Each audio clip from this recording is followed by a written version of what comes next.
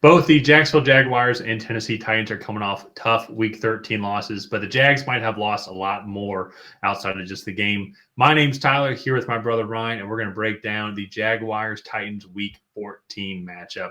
But before we get into that, we do have a goal of getting to 6,000 subscribers by the end of the year. So if you haven't already, hit that subscribe button, leave a like, and a comment. Let us know who you think will win this game and why. So Ryan, as I already mentioned too, before, I had a little kind of preview of what we're going to talk about first. Trevor Lawrence took a nasty and frankly dirty hit in the Jags Texas game. I hope he's doing well.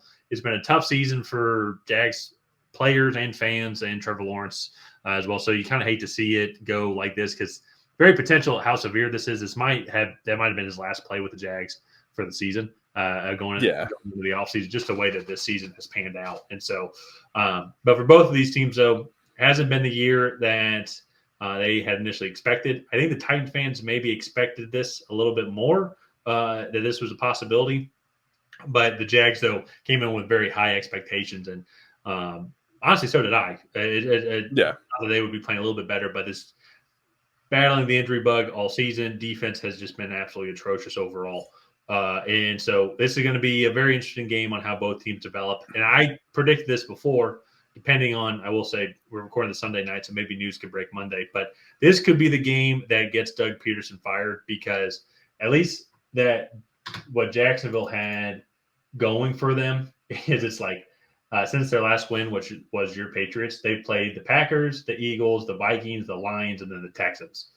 All, frankly, all potential Super Bowl teams, if we're being honest, at least playoff teams. Now they go up against the Tennessee Titans, who are as their division rival, but also to the other lowly team in the division. And the Jags at least got to be better than them if he wants to make any argument for like a regime change coming in. Do you think that that is also going to be the case if the Jags don't show up here, and especially to like they're probably not going to have Trevor Lawrence? We're going to be assuming they don't have Lawrence in this game here. But do you think that is the case that if the Titans come in and look better now that they've made a regime change shift, that this could be the final call for Doug Peterson? I think it could be. I mean, at this point, he's walking on glass. He's just waiting for it to break. Like I think it's already broken. But yeah. Like I think he's waiting for the piece that chops off his foot. yeah. And so like I just don't understand. Like I necessarily understand. Like obviously they've been hit by the injury bug, but they have talent at all spots. Like Tyson Campbell, they have Devin Lloyd.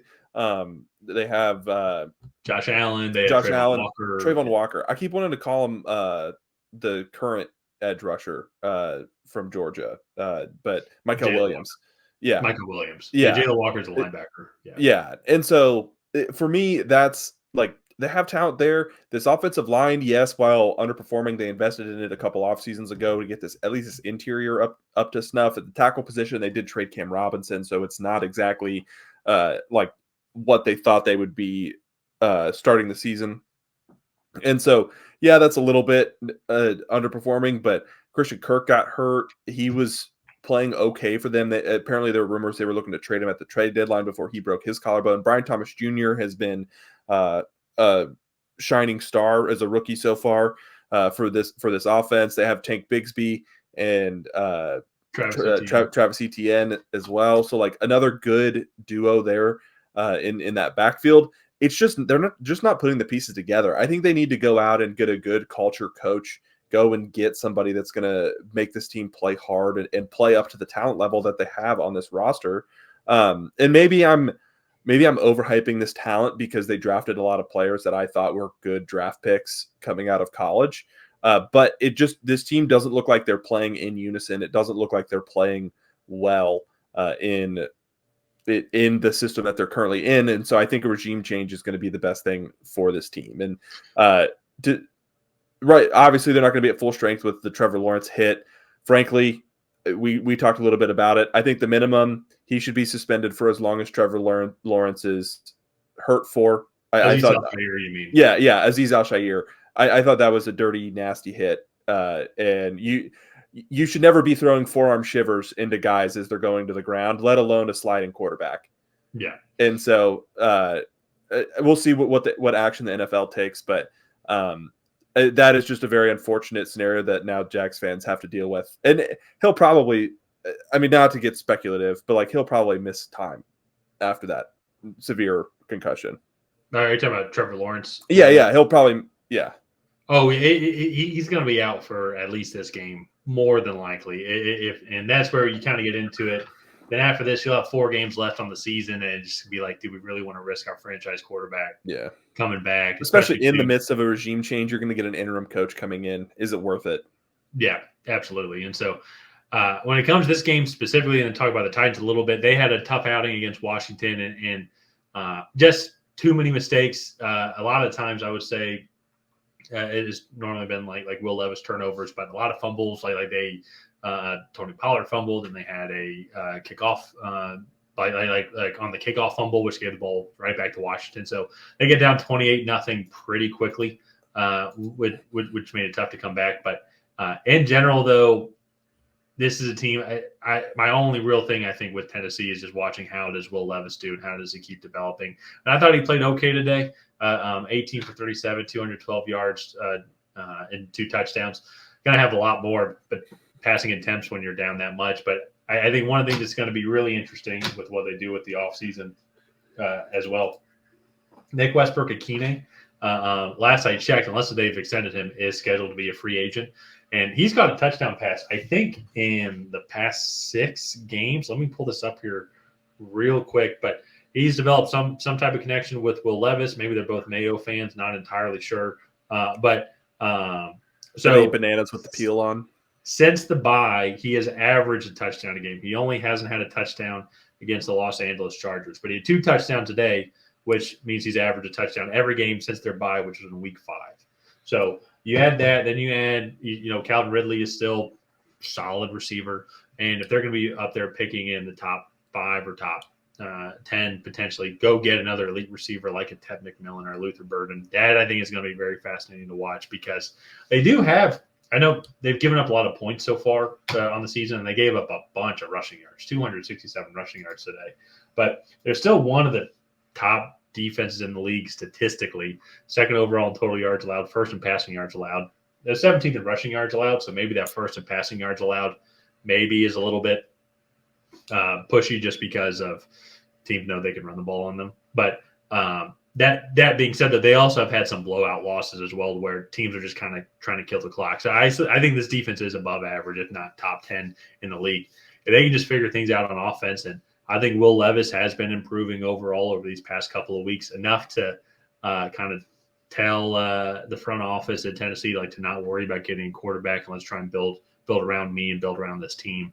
And I think that's what they'll end up doing. And I think that's kind of one of the things looking at this game specifically is I think Tennessee is just more consistent overall on just both sides of the ball. Not like that they're that particularly great in any aspect, but I think they're just good enough. I think going into this matchup here. And so for me, I think Tennessee's going to win this game. I think it's going to be pretty handedly overall. I think Jacksonville's going to have a tough time moving the ball.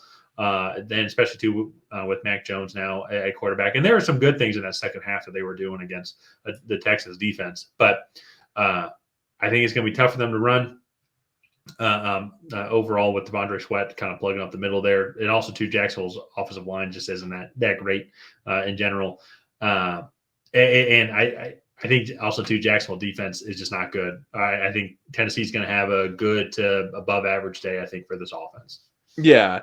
And that's I think this Titans team, especially in spurts, have shown some life on offense. The big thing for me, I think Brian Callahan has done a good job with this offensive line.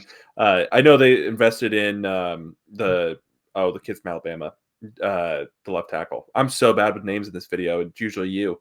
JT Latham. Yeah, JC Latham.